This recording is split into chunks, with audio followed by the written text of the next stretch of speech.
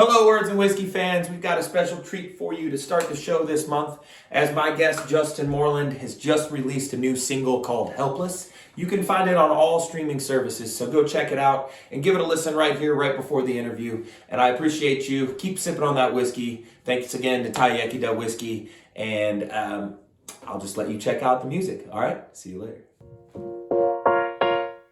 When you hurt me, tell me, did you do it on purpose? Was it worth it? Are you hurting for me?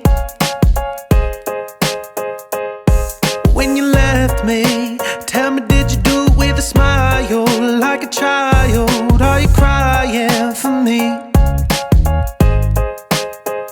'Cause I see everything that you want me to. Those memories that I just can't lose. Those scars you gave, I've never been more confused. One day you're mine and I'm still on top. The next declines and we're at a stop. I can't be still and stand here while you choose. Our love was never necessary. It was always scary. Just tell me that you were a mess. No sleep because my heart is buried. I'm eating scarcely. I've never felt so helpless. When I hurt you, I can only tell you I was caught up in my own thoughts, being locked up by you. When I left you, I can only tell you it was my fault, it was my call. Oh, what I saw to choose.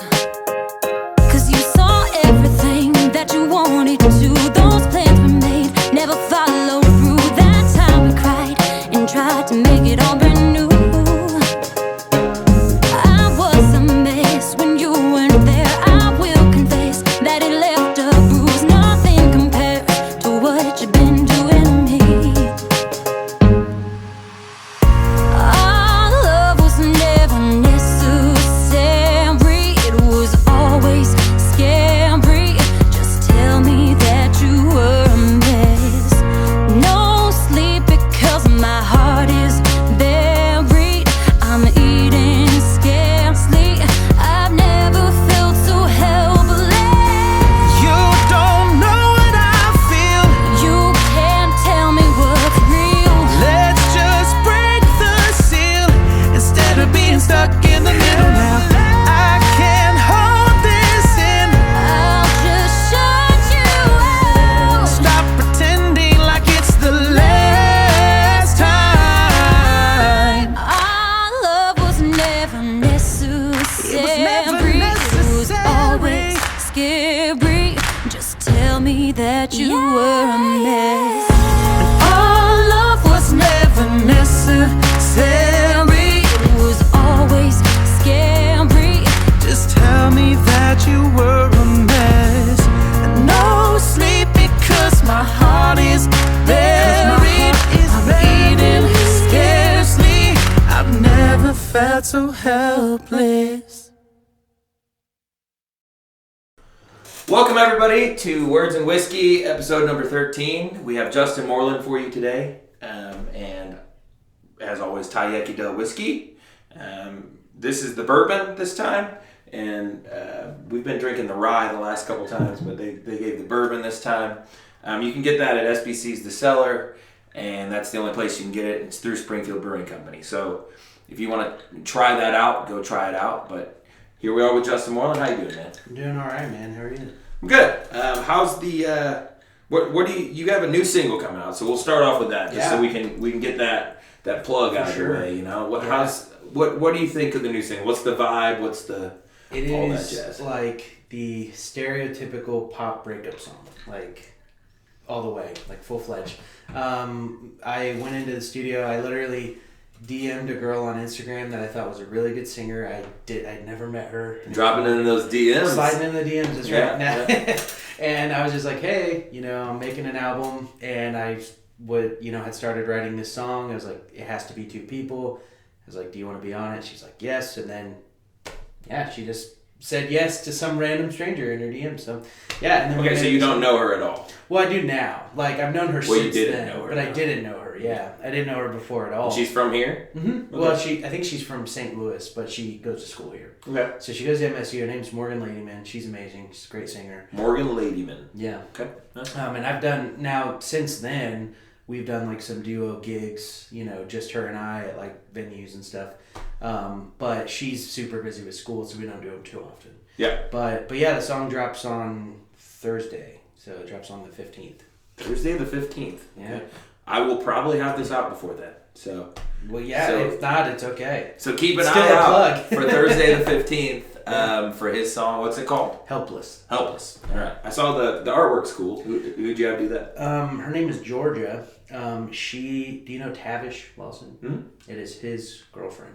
Okay. And she's phenomenal. She does a lot of graphic design stuff. She's done a few projects for me, a few projects for my fiance. So, but yeah, her name's Georgia. I wish I could plug in her page, but I don't remember. Oh, that's cool. Georgia something. That's cool. That's cool. So what's your main influences when it comes to your style of music that you write? Like what would you, if you were gonna tell people like what kind of vibe you put out there? I like, you know, I grew up listening to a lot of different stuff. I had a lot of musical influence from very weird things, but also some very on par things with what I play now, like Maroon 5, love Maroon 5, Zac Brown Band, Imagine Dragons. Like I'd say like that's kind of the more modern music I would like listen to or probably categorize with. Mm-hmm. But you know, I also grew up listening to a lot of like rock and older country, you know, Travis Tritt, Aaron Tippin, stuff like that, because my dad. And then I also grew up listening to like System of a Down and Disturbed, and like, so I was a little, you know, I had a little bit of stuff all over the place. But you know, as far as what I write, you know, I try not to, you know, box myself to any genre. I just kind of write whatever I want. And you know, I think usually when most people do that, it comes out as pop or, you know, whatever the case may be. In some capacity, yeah. Like, if you're not trying for a certain sound anyways, like, at least for me, you know, when I've been trying to be more influenced by something, it's like, oh, okay, well, I want this to have more of like an R&B vibe or maybe a little more country or something. But like, if I just go in with like nothing at all, it's just music. Yeah. Yeah. Yeah, and I mean, I feel like that's like the hardest part sometimes, especially when you're starting out, for me it is when you're writing something that's kind of more of a specific vibe, because people want that. They want to know what you sound like. Oh, you know for what sure. I mean? You get that question all the time. Like, Right. What do you sound like? Who do you sound like? Yeah, what type of music do you play? Yeah, and it's frustrating sometimes. Because especially if you're somebody that's a songwriter, Yeah.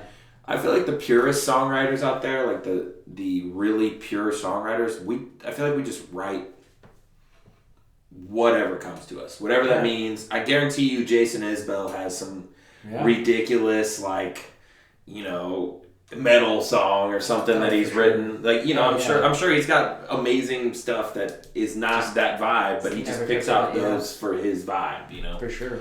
But I think that like pure songwriters, I think that's mostly what pure songwriters do. It's just kind of you write what you write, and that's what you might conglomerate everything into an album, but you write what you write, and you have all those things. For sure. And you try to figure out like what is the best thing for an album. Yeah. You know what I mean? Well, and for me, what changed the whole process was having the ability to like lay down instrument parts before writing lyrics. Because like before, you know, I had a very basic, it's like, okay, it was just me and a guitar or me and a keyboard. So it's like, well, by default, I'm writing either chords or lyrics first, and then I'm just mapping out, trying to do melodies over whatever I'm playing. But now, like, I have like a DAW and like a better kind of a home studio setup, and ever since then, the stuff I've written has gone way drastically different, because now it's like, okay, I can just hit repeat, put this like really intricate, you know, backtrack in place, and then write over the top of that as opposed to just some chords. And that has really changed a lot for me. So I put out some like really weird stuff ever since I got a home studio. So I'm like, yeah, I'm just gonna do that. That's fine. It's part of it, though. Oh, I mean, yeah. It's experimentation. But I've definitely always fallen into the camp that says like the best songs are the ones that you can play on one instrument. Yeah. And so like yeah, I definitely have done a lot of that in my life for sure. But especially the longer I've been doing it, the more.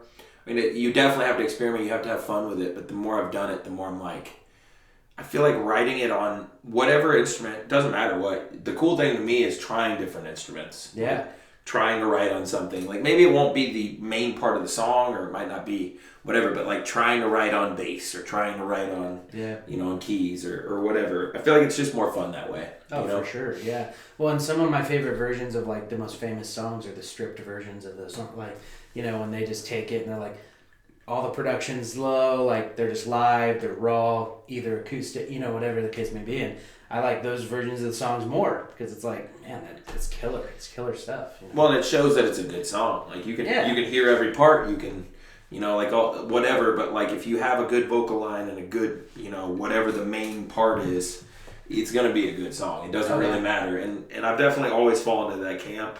And sometimes I feel like you can overproduce. Like, I'm not saying you. I'm just saying. I'm saying as an artist, it's really easy to overproduce. Especially if you have your own setup, because there's no time limit. It's just I can sit here and I can tinker. I can add as many parts as I want. And if you don't cut it off and be like, okay, this is it, because that's a benefit. Because I went to a studio for the songs I already have released, and that was the benefit of that. Was like, okay, we have 2 days. We got 2 days to do this, and after that, what's done is done. Yeah. And so, but it helps in a way because, like you said, if I can sit there and listen to the song and be like, man, should have added that, should have added this. But you can put a million parts in if you want. Yeah, endless. If you understand music, you can literally just go forever and put this dooba dooba or whatever, like in the song it'll work. Snap right there. Like. Yeah, like, and you can do it forever, but that's kind of the beauty of finding a producer that you're comfortable with, for sure. Like somebody that you trust and that you feel really good with. Yep. Which I think is really important. Do you work with anybody like that? Do you at this point? Do you have anybody you've kind of worked with or anything? Or the producer wise? Yeah. So the guy that I did my first 4 songs, well, pretty much all my songs, even the ones I haven't released, his name's Kevin Gates. Yeah. Not the rapper. Yeah. Okay. You know Kevin? Mm-hmm. Yeah, he works at Reach Audio. Great guy. And I really liked his work. I did a lot of research about like studios that were in my budget and my in the area, and he was just the one that took the cake. And so since then we've become great friends. Like we go see movies together and stuff sometimes too. But he does good work. Yeah. Oh yeah. He was the Never Shout Never, like that pop era producer. Like that was him. Well, that's honestly most of the people around here. That's kind of their claim to fame kind of thing, because that's who he was finding for those things. Well, and there was I think a lot of those guys during that time came out of this area. Like the guys. Well, that was the Joplin thing. Yeah. Him, yeah. What's the? I don't remember the Ready Set. There's the Ready Set. Well, Christopher. No, not Christopher Lee. That's an actor. What's the dude's name? It's Christopher something. I don't remember. Not sure. All I know, the other ones that I know of that are bigger are like Someone Loves You, Boris Yeltsin, and like people like that. Oh yeah. But yeah, that time period was dominated by those people. Oh, for sure. Yeah, I mean, my producer worked with Never Shout before as well. Jeff Smith, he with Studio 2100. Oh yeah. He worked with them too. We actually. It was funny. I played with a band that opened for Never Shout, and I don't know if I'd ever told you that story, but that was a funny one. Okay, this will be a quick jaunt around, some bullshit. Basically, I played bass with one of my friends, Roscoe, and we opened for Never Shout at Outland Ballroom in 2015 or something, and it was packed with prepubescent, annoying. Teenage girls, and I'm just I cannot imagine doing this every night. Yeah. Just cannot. I mean, I played bass in the band, so I wasn't even the main anything, which was always weird for me because I've always been kind of the front person. So it's always weird when I play bass with somebody or something. It's I just am okay, I don't have to do anything today. I'll just sit back here and just jam out. Just enjoy it, Oh yeah. But yeah, it was funny meeting him. He's a nice guy. I just can't remember his name, but he was a really nice guy. I can't either. It's driving me nuts. We opened for some random people. Our band opened for the band that does "Come My Lady, Come My Lady, Be My Butterfly." That band, Crazy Town. Okay, yeah. That's the name of the band. But man, it was so funny. Everybody that showed up, all they cared about was that song. Yeah. And these people had a new album, but they were the nicest guys. Yeah. Like, we smoked weed with them in the back, and like they had like all this like Oregon weed. He's like, "Yeah, man, let's smoke." Nicest dude ever. But like, it's just funny like looking back on that kind of stuff, because that's the same kind of era as the Never Shot era. It's not the same kind of style, but But yeah, same kind of vibe. But it's just that kind of stuff's just funny to me. Well, and even back then, the industry was so different, man. Like, things have changed so much even since then. Yeah, that was back like MySpace time. When Tom was in all the DMs. You definitely have the Zach Brown Band vibe. I feel like you could go up and sing some Zach Brown Band. I love Zach Brown Band, man. I really do. Like I've loved them since. I mean, I know like all their songs, and the thing I always loved about them is like they're underrated, even though they're really popular. The reason I say they're underrated is because like there's so many people that have no idea the like musical knowledge and like talent that really is in that band. Like it blows my mind. Like, have you ever seen them live or anything, or been to one of their concerts? I have not, but I do enjoy it, and I know how different their concerts are from everything that I've heard. It's just like because the band is huge. There's like I don't remember how many. It's literally like a dozen guys. Like, it's a huge band, but they just like jam, and they play all these different genres, and they were getting a lot of backlash for that a few years ago because they released an album and they had a song with Chris Cornell on it, and then they did a song with Sarah Bareilles Ellis, and like they had all these genre flips, and people were like, "Oh, you're not even playing country music." And we're like, "What the heck?"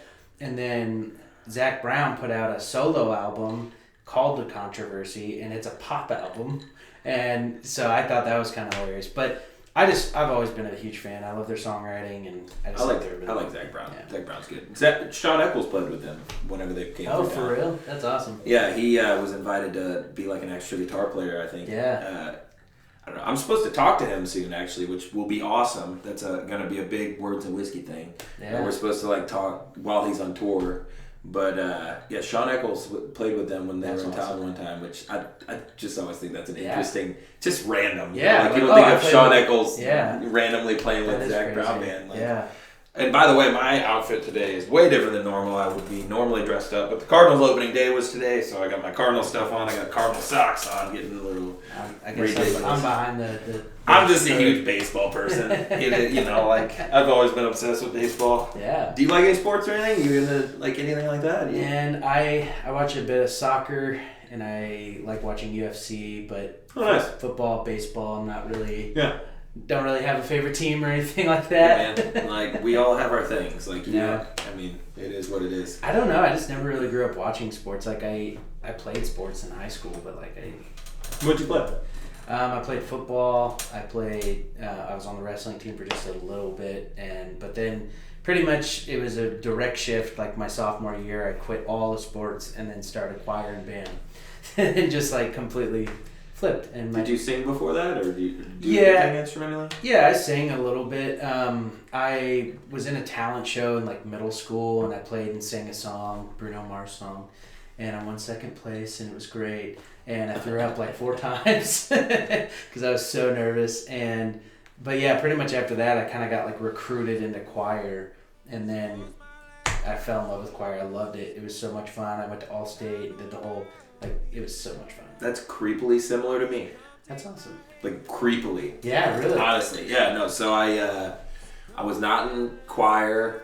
I was in band started playing saxophone in 5th grade. Okay, this is getting real creepy. So I was in band. I also played saxophone. Did you? Yeah. So I was in band, and I still play saxophone, not well, Same. But still play it. But played that all the way through.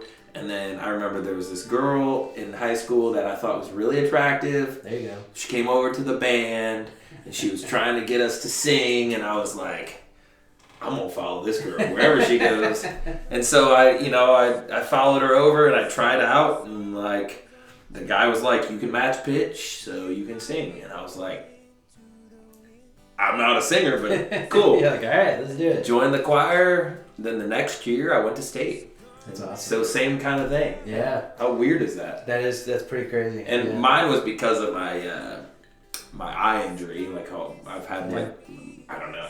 I haven't really talked about this on here, but I recently had an eye injury as well, which is part of why I started wearing glasses and the hat thing.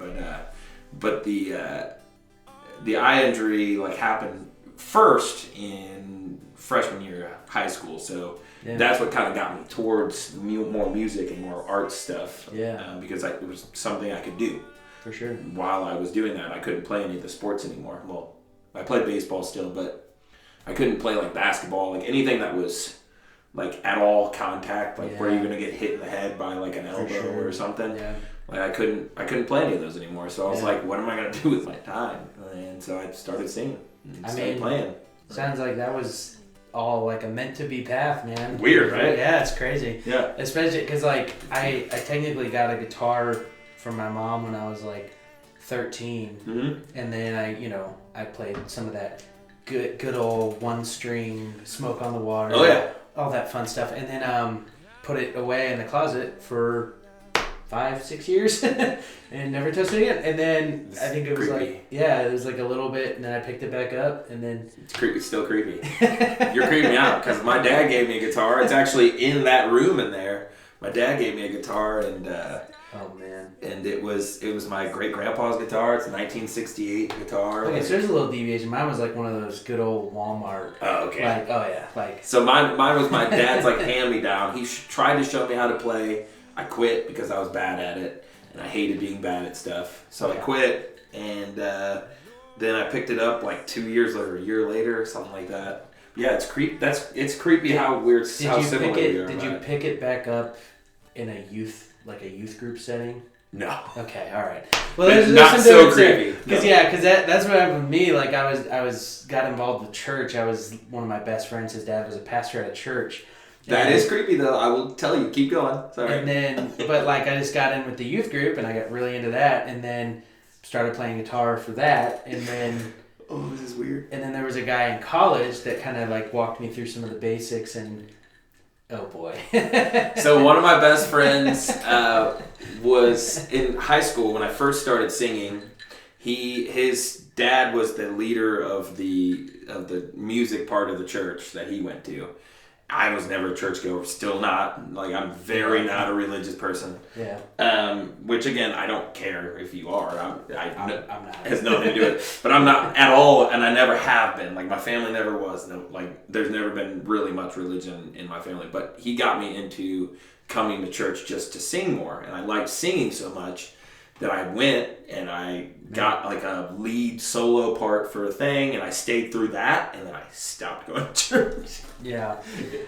I was like, I can't do this. I just can't. Like, it's not my thing. Was it like you didn't feel right, like leading a worship group, not being like someone that really like followed or believed in it? No, I don't think I thought that deeply at the time. I think I was just like, this is more of a waste like, of my time. This is stupid. Yeah. I don't think I could have been that deep about it then. Yeah. But yeah, and then when I got to college, I played some really terrible shows. I saw some footage from one the other day from like a Facebook memory. I love them. And they were so bad. I mean, God, bad. And then like I met like my bandmates, Tyler. I was actually his RA. I was my two bandmates RA. Oh, nice. Met them. My old keyboardist Tyler, like, so you got a keyboard in your room. I just started playing keyboard. Would you mind if I like come in and play it sometime? I'm like, yeah, sure. So we start jamming. And by jamming, I mean terribly. Like we would play the same thing, exact same thing. We had no idea what the hell we were doing. Oh yeah.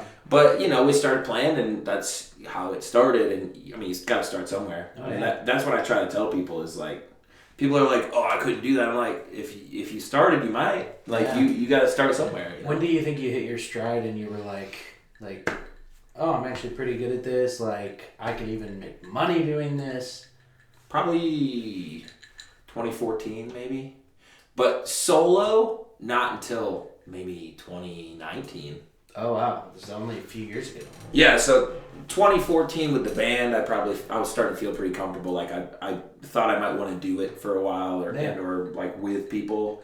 But then when I started doing solo stuff, it was probably 2016, 17. And it was kind of uncomfortable for a long time. It was really trying to, for 2 or 3 years, like trying to figure out set lists, trying to figure out how to go about it, trying to figure out like everything about it. Now I have it pretty well established. Like I have an understanding of like how to set up, how to, get the most out of what I have, like all that kind of stuff. But yeah, it took at least 3 years after I thought I was a decent musician to get good at being a solo artist. And I don't think a lot of people understand like the difference between being a solo artist and being like in a band. Like you have no room for error. Like if you mess up, everyone knows. Like you can't, if you're in a band, if you mess up, there's 4 other people or 3 other people or whatever that can cover you. Mm-hmm. And if you're the lead person in the situation, maybe people will notice, but for the most part, like you can screw up 100 times in a set and most people won't know. Oh yeah. But if you're by yourself, you have to be pretty perfect about your set. And you have to kind of like make everything more fancy than it is, because like for me it's like filling that void where a bass, a drums, a keyboard would be in those songs. Well, now it's just me and a guitar. So how am I going to like compensate and make it sound full enough for it to be like pleasant, or how am I going to strip it back enough for it to be like, That's what I was going to say. What you realize the more you do it is you don't have to fill as much. What you realize, especially if you have a good voice like you do, is that people are there for your voice. They're not there. Yeah, that's very They're true. not there for anything else. Yeah. They're really they. Most people are going to attach to somebody like you or me even. There's people that play guitar and that's what people attach to, and that's like my friend Tyler Stokes. Like he is a guitar player first and a singer second. Yeah. Whereas like we're singers first and guitar players second. Yeah. And like I've become a pretty good guitar player now, but I've been doing it for a really long time. But like, still a singer first. Still what I understand and what you should understand and what you should know is that people are there to hear you sing. Oh, yeah. So if you can really, really find spots to make that shine through, that's what people are there for. They're not there to hear like, they're not there to dance necessarily. They're not there to hear bass, or they're not there for any of that. If they're there to see you as a solo artist, they want to see you sing because that's why you're getting hired. Well, and that's like, I lean on my voice so heavily in my sets because like I'm like a medium guitar player. I'm a really good rhythm guitar player. I'm not a lead player, and so like for me it's leaning on my voice and being like, okay, well, if I can just really, ornament this and make it really fancy and do runs and do all this cool stuff, then guitar playing doesn't really matter. Kind of like what you're saying, like people don't care. It's the passion, like somebody like you, like I said, the passion you have in your voice, like that vocal, and people can really tell. What I've realized is whenever I kind of phone it in, people can tell. People really, they don't notice me as much. If I'm not phoning it in and I'm really passionate and I'm really into my set, like people stop and pay attention. And it's not because of my guitar playing. It's not because of the songs I choose. It's because of I'm captivating them with vocals. And that's, like I said, that's what you do. And that's like, to me, like for you, I think that's the thing that you should keep in mind. And try not to, because like I said, I know how it is as a solo artist. You think like I need to fill this or whatever, but what you need to keep in mind is to just really feel what you're singing. And I think people will really attach that because you're just a really good singer, and that's just part of that, and there's not a lot of really good singers out there. There's really not. I mean, like if you think about, even this town, like it's a pretty big town. There's a lot of musicians. There's not a lot of great singers. There's a lot of decent singers, and I'm not trying to hate on people. I'm just saying in general, like I think if people actually sit back and look at the singers that are like the top 5% of this town, like there's not many. It's just really it's not just this town, it's just anywhere. There's a reason why like there's so many shows based around vocals, because there's something about voice that just really speaks to people. Yeah. Well, and I think like even like non-musicians can appreciate lyrics, and it's hard for someone that doesn't play any music at all to be like, man, I really appreciate what that guy just did on guitar, because they don't know, but they can appreciate you belting this line that they really like in this song, or something of that Melody. nature. Yeah, exactly. Melody's the most important, and a lot Yeah. of guitar players forget that. Oh. But like as a vocalist, it's really hard to forget that. That's what you do for the band. Yeah. Your melody. I'm not saying everything else isn't important in a band. Like obviously everything else is important. Yeah. Like bass and drums, and I love all of that stuff. But like people mostly attach to melodies. So like if you make really good melodies, you don't have to be complicated anywhere else. You could be simple as all hell. Some of the greatest songs ever are 3 chords. And nobody has any idea. Like people go crazy for the easiest songs in the world. Like I recently, so this is, I might start playing Levitating by Dua Lipa at my shows. Because it's fun to do on my looper. Yeah. And like I can get the whole like bass line, like the slap bass line, all that stuff. But that song is 3 chords. Oh yeah. With a transition chord in between. That is it. That's all that song is. And it's just like, but it hits so hard and people love it. And I'm just mentioning that because I know you're more in the pop side of things. Yeah. But like a song like that, it's like, it's so simple, but it's so good. And like, there's so many musicians out there that get caught up in trying too hard to make things complicated. Yeah. In reality, most people don't want to hear that anyway. Like I've done it plenty. I'm sure you probably have as well.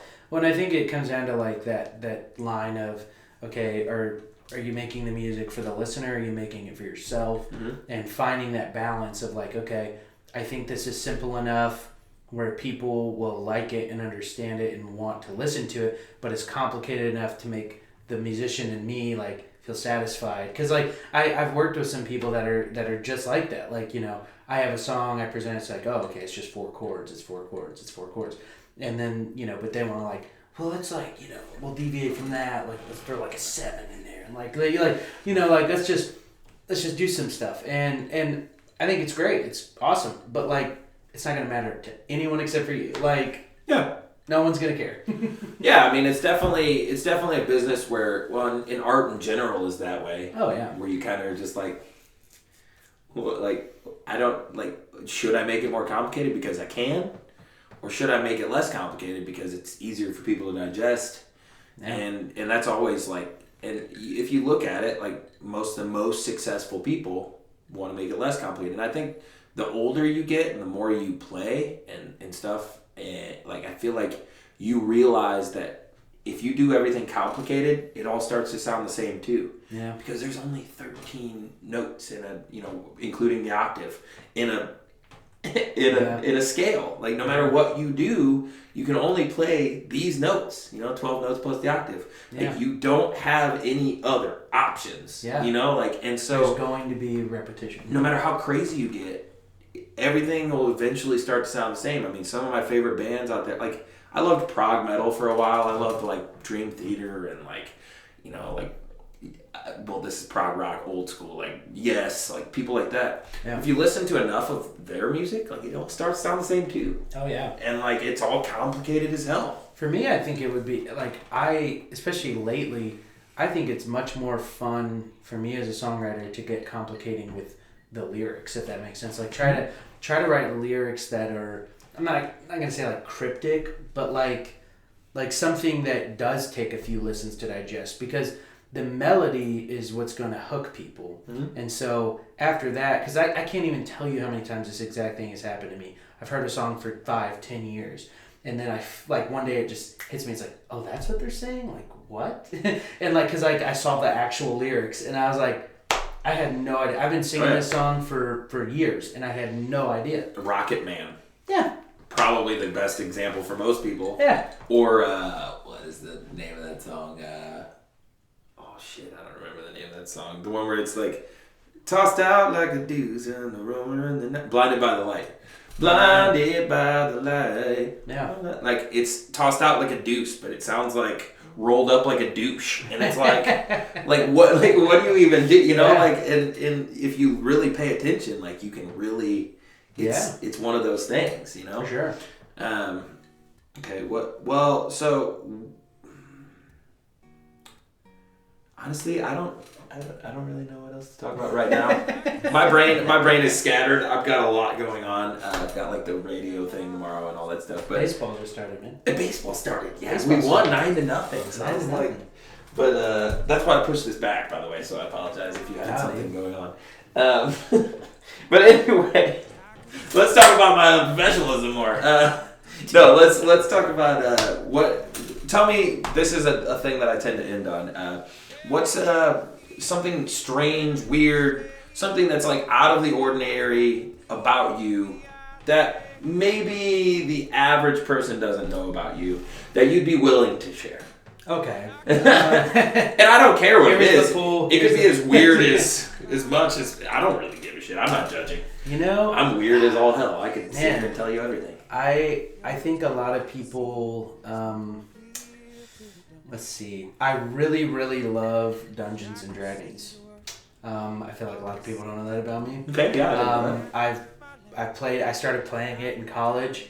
On like some guy invited me over to like see what it was, and I was like, dude, that sounds like the dumbest shit I've ever heard of in my life. It's not. It's not. It's a blast. It is so much fun, and I really like Dungeons and Dragons. So I don't know if that's weird, but like I used to like watching Dungeons and Dragons. Yeah. Like, it's fun to watching people that are good at it. Yeah. Yeah. Yeah. Like professional voice actors and stuff. Yeah. Yeah, like actual, like legit, like good Dungeons and Dragons people. Like it's actually pretty entertaining to watch, and it's a lot of strategy. I mean, it's a cool game. I've never gotten into any of those games, but it's always fun to watch them. Oh yeah.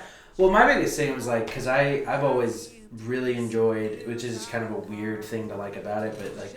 I think the accents are what make it fun. Like whenever you go into this game and you're like playing this completely made up crazy character and like because I've always liked theater and acting and stuff like that, and so I think that game really is just one of the oldest acting improv games there is. I mean, that's all it is I'm this character, and then you just sit down for however many hours and you're this character, and that's it. And I don't know. I always thought that was really fun. And any acting thing's fun. Oh, I always love costume parties and all that kind of stuff's really fun. It's cool to be a character. Yeah, it's cool to get out of your own skin for a second. Have you ever thought about being a character for your live performances? Like, have you ever thought about separating yourself from your live person? Whenever I was in Sequel Dose, absolutely. Yeah? Yeah, because like, it's not, like I, Justyn, am not like the front man type of person. Like, I am just not that guy. I'm not going to be the guy out there dancing and hyping up a crowd. Like, I'm just not good at that. It's not my skill set. I'm to sit back and just sing my ass off and just, but for them, it was all about that. It was all about high energy dancing. So, I'd do a couple shots before each show, get a little liquid courage and, get out of my comfort zone a little bit. But yeah, that was kind of the mentality I had to adopt for that band. It was like, okay, well, be somebody different. Yeah, this is not me. This is like I'm playing a character, and I think you can see that in a lot of really famous, like I feel like Michael Jackson, Prince, talking to them in like interviews and like versus seeing them on the stage, like two completely different people. And I feel like that level, I feel like once you're to that level, it would be a lot harder to maintain being yourself. For sure. On stage, because like you're playing in front of 100,000 plus people or whatever for a show. I feel like it'd just be that much more difficult to do that kind of thing in that situation. And the pressure's so much higher too. I mean, you're now essentially a product of like a in their case, multi-billion-dollar organization at that point. Like, it's like, okay, well, I now am selling myself and this persona and this whole thing, and I'm not gonna say, like, I feel like those guys, like the legends, like they obviously loved doing it. I think, and I think they were passionate about it. But I don't think that was just like their, and some people might argue maybe that was actually them, and then the character was off stage. Yeah, some people would argue that for sure. Yeah, I mean, like I said, I've thought about doing the character thing just because I think it's, I think it would free you. Stuff? Just in general, like I've thought about it before. I've never put it into action, but I just think it might be freeing. Yeah. Because again, you're right. Like, I mean, if people don't connect you with that thing, that's not a bad thing. Like, you can be whatever you want on stage then, and people won't necessarily necessarily, I can't speak, necessarily like connect those things. Yeah. And there is something to that. It might make you into a creep like Marilyn Manson, but hopefully not. But you know what I mean? Like in a lot of ways, I feel like it could really bring out a different kind of version of you, and one that is a little bit less held down by societal norms and like what you think about like what's okay and what's like normal on stage when you think about it. Like if you put yourself into a character, you can do anything. You can bite heads off of bats. You can do whatever the hell you want, right? Yeah. And so like to me, sometimes like it does sound like it would be freeing to do that. Yeah. And when I've seen musicians talk about it, I always thought it was an interesting concept. Yeah. But I don't know. I think maybe I just don't have the balls for it. I think for me is like I don't think that I'm at like a level. Not that there's like a rule saying this, but I don't feel like I'm at the level of like popularity or like fan base wise to like invest in something like that. Only because like right now I feel like what's gonna get me anywhere to the next step, whatever that looks like, is just being my true self, the closest to you as possible. Yeah, just being me, and like being me in my music, and even when I do covers, and like, you know, and I think that like you said, when there's more on the line, I think there is room to be like, okay, like I'm gonna step into this stage name, I'm gonna step into this character, I'm gonna step into this, you know, at least for me, that's kind of how I would think of it, as like, you know, if like a record label approached me and they're like, oh, hey, we're gonna set, that's not really how shit goes anymore, but let's say that, you know, that happened, then to me it's like, well, they're gonna probably make a bunch of requests and want to, you know, dress you a certain way, and they're gonna want you to, you know, perform a certain way. Well, that's kind of what that is. I mean, that's essentially, was it like, we see that we can sell this character, this person, so we're gonna do it. And then you're like, yeah. Yeah, I had a label approach me towards the end of 2020 that was out of Nashville, and they were trying to turn me into like a country thing. Yeah. If I was gonna do that, I would have had to make myself into something else, because that's not me. I mean, if you know me, like, I'm not that. Like, very not country. I went to high school with a few guys like that. Like, they turned, like, these are the guys that in high school, you know, they're wearing, like, American Eagle, like, the name brand, like popular clothing. But now they're wearing, like, you know, the whole country get up, and, like they've just been these country farmer dudes for, like, ever, and they drink beer and go bass fishing every weekend. It's like, dude, like, I couldn't do it. Like you were a Hollister wannabe in high school. Like. What I decided at that time is I couldn't do it. Yeah. And that's, you know, that's what you have to figure out in those kind of situations is like, what is worth it to you? And like for me, like what's worth it to me is like I mean, it's not like they were offering me a bunch of money or, for sure. You know, if that was the case, then maybe it would have been a harder decision. But it wasn't anything like that. It was more just they wanted to work with me, work with promotional things, work with all that kind of stuff. And they wanted me to go country because that's what they did. Yeah. And I was like, the only country that I could go is Chris Stapleton country because I enjoyed that kind of country. Yeah. Or like Jason Isbell, like those songwriter country. Yeah.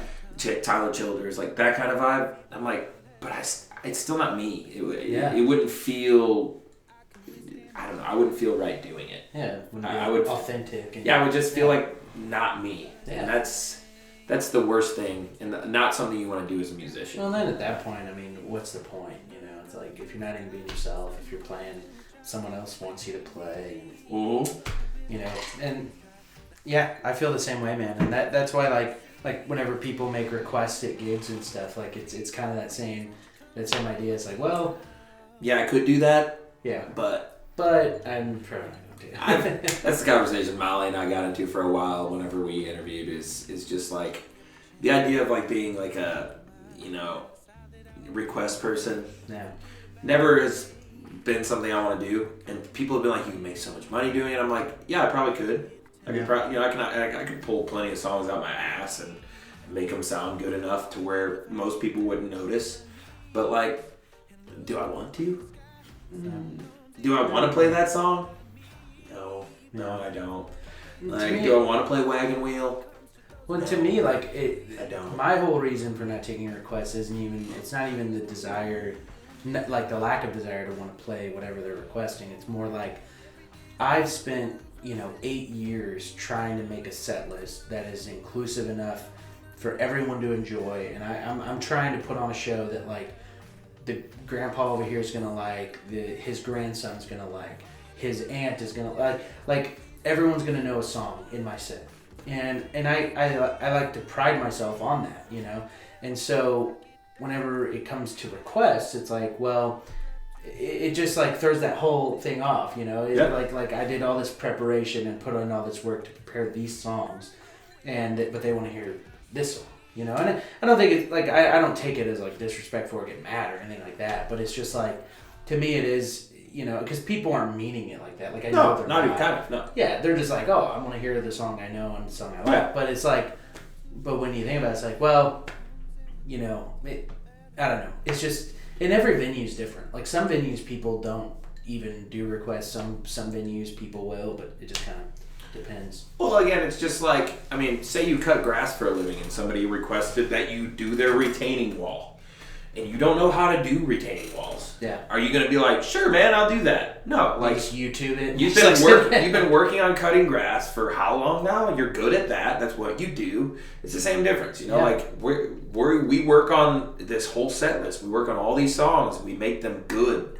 Make them like, we do a good job like putting them together and like making them what they are. And then, people would rather hear you do a shitty version of a song they know than to hear all this stuff that you've worked on so much, And yeah, I mean, while nobody's trying to be rude, it sometimes it does feel like and like I said, parts of this kind of podcast, whatever this, it might end up being that, but parts of this kind of thing, like the beauty of it is like having that discussion and like having people understand like from a musician's perspective, like what that is. And it's not like it's not insulting. It's just more of a, do you want me to play a polished turd, which is this, because a polished turd, because I'm a polished musician, so I wouldn't make it completely terrible. Yeah. But would you rather me play this polished turd that I don't know, or would you rather me play this shiny diamond over here that is exactly all the music that I'm good at and I know and I care about? Yeah. But on top of that, it's about like kind of curating your own set and curating your own vibe in your own thing. Like what makes you different than anybody else? If you just play Tennessee Whiskey over and over again, if you just do the same songs everybody else does, how does that make you an artist anymore? And that's, to me, that's how I try to explain it to people, is like, you could go anywhere and hear that song. Yeah. You're here and you're listening to me, and like, I might play some songs where you could go anywhere to hear, but for the most part, you're gonna hear me. Like, this is me. Yeah. This is what I've determined is important music for me. This is what has, influenced me. These are things that have, all that kind of stuff. And this is what makes me an artist. And if you start making everyone play the same songs, what makes them different than the next person anymore? Yeah. It starts to push us all into the same thing. Yeah. Then we're all just trying to paint Picasso, and Picasso's not important anymore. And that just doesn't make sense to me. What I get all the time is like, oh, like, do you know this? And then, I think your voice would just kill that song. Like, you would sound great on that song. And so it's like, they turn it to like a compliment kind of. But like for me, I think a lot of this falls on the venue itself. So like, if I know going into a show, like it's a venue that really promotes and encompasses the idea, okay, like we're gonna bring in like musicians and artists that they do originals, they do some covers, whatever. But like my thing is like, if you're playing at like a sports bar, right?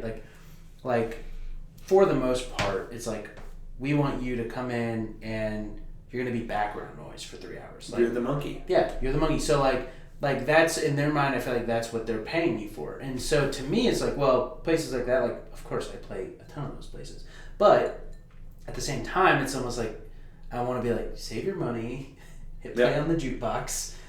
Like, you know what I mean? It's like, I get that there's like a certain ambience to like a live musician, but then at the same time, it's like, well, they are not going to care. It is not going to make a difference to them. Well, I think it does. I'm not saying that there's not some, like, there's not people, there's going to be people in the audience that are really into it one way or the other, but... And that's true, yeah. But again, like, it's, there. the biggest thing is, like, again, it's just more just having people understand, like, do you want every musician to be the same thing? Yeah. Or do you want them to have their own thing? In which case, that's why you become a fan of theirs. You know, like, you become a fan of somebody because they have something that other people don't have.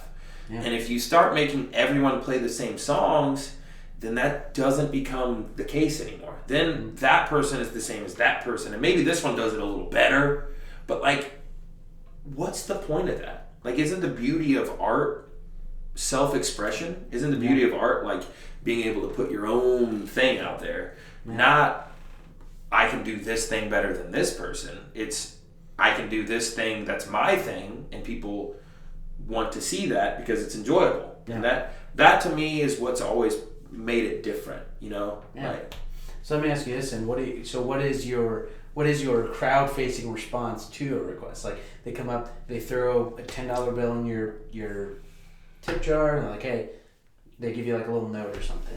I just say if I know it, I'll play it. That's kind of what I say too, yeah.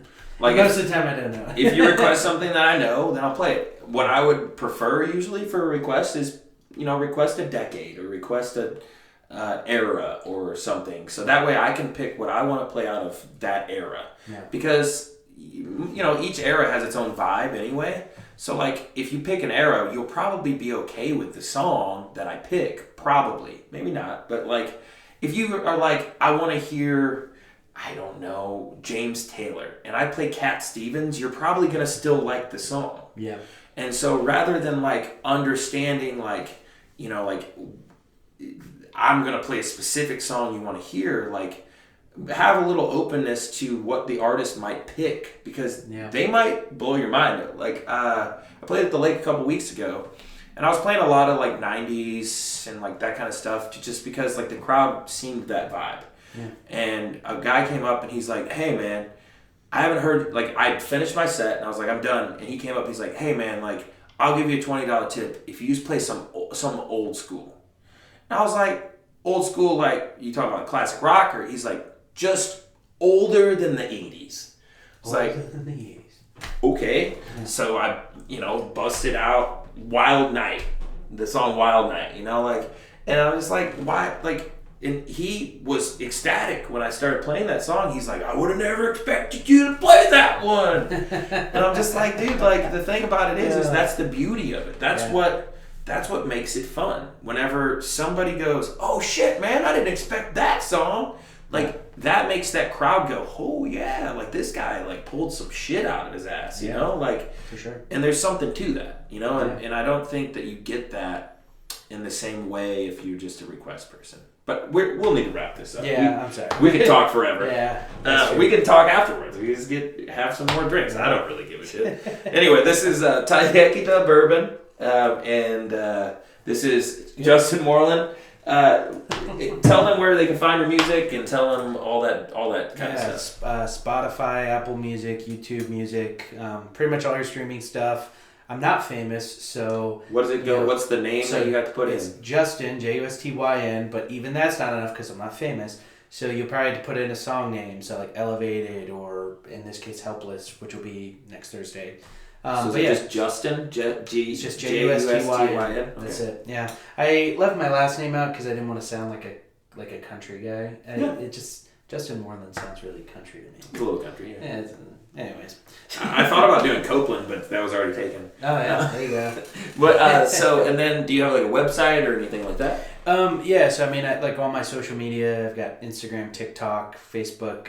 It's Justyn's Music, Justyn. Justyn with a Y. Music, yes. Just like Brian with a Y. But yeah, it's just Justyn's Music across the board. I somehow got that for all of them. So Justyn's Music, okay. Yeah, Justyn's Music, that's it. All right. Yeah. Well, yeah, man. Thanks for having me, man. Appreciate you. I don't have any more whiskey left because it's too tasty, but I'll just drink one out of the bottle. Yeah, there we go. Cheers, brother. Cheers, bottle. Yeah, why not? It's my bottle. That's fair. They'll give you another one. All right, thank you guys very much. Hope to catch you again on the next Words and Whiskey. See you later.